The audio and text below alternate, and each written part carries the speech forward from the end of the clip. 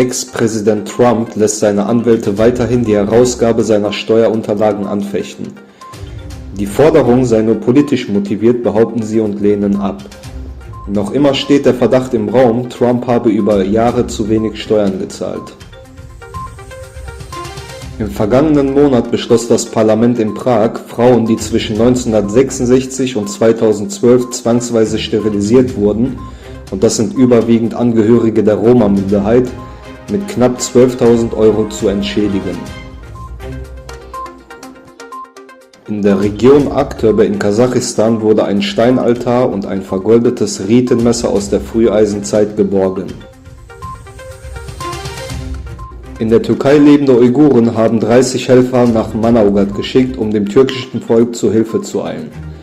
Die Helfer sind im Rahmen uigurischer NGOs von Istanbul aus losgefahren, um zumindest symbolisch Solidarität zu zeigen. Wegen zu hoher Luftverschmutzung in den französischen Metropolen hat der Staatsrat des Landes Frankreich zu einer Strafe von 10 Millionen € verurteilt.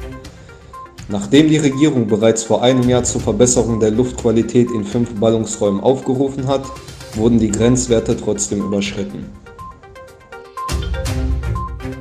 Das Wachstum der chinesischen Wirtschaft verliert an Schwung, wie die aktuellen Daten für das zweite Quartal zeigen.